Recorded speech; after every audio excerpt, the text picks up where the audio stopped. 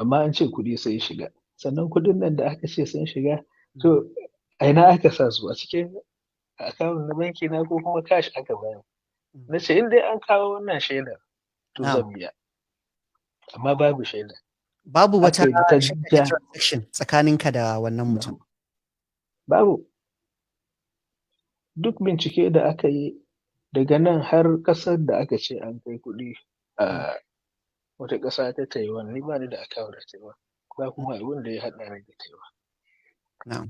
Inda nake da akawun daga nan Najeriya Mm, sai nan Amurka.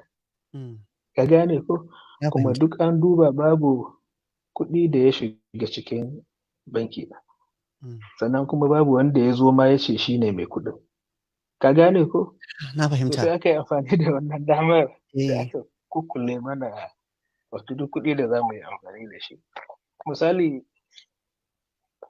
kana neman miliyan ɗaya, ka kulle kuɗi sama da miliyan goma. Mm, Ya ba hankali ba zai ɗau irin wannan abu. Sannan babu ita harkan, babu mai harkan wanda aka yi da shi, babu dalilin ta, amma an yi. So amma alhamdulillah mm, yau kotu mm, ta tabbatar wa da al'umma da jama'a cewa wannan abu ba a yi shi ba, kage ne an yi shi, mm, an ɗora shi mm. kuma kotu ta wanke mu, Allah ya wanke. Na gani na Wannan kyau da shi ne. san ajiya ne wannan lamari ya faru ko? Jiya ne ko shekaran jiya? Na ga A 20 ga ranar Yuni. talata ne, so Talata. 22 talata wacce ne Haka.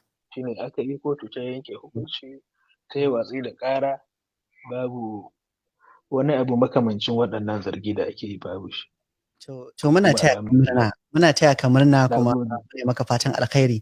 To amma na gode. ni a matsayina na wanda kusan yanzu na zama ba'amurke zan ce kenan, na zama ba'amurke. Mm, Duk na, sanda lokacin da zan yi idan irin wani abu ya faru zaka ga mutum yana kai ƙara, mutum yana mm. yin ƙara akan irin waɗannan abubuwa da suke faruwa.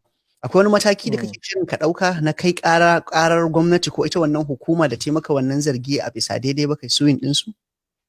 Kamar yadda mu nan ake a Amurka. Mutane da dama har ta lauyoyi na sun ce a kai, to Na'am. amma ni na bar duk wanda ya yi wannan abun, na bar shi da Allah. Allahu akbar. Ba na buƙatar kai, babu. Lallai kana da haƙuri.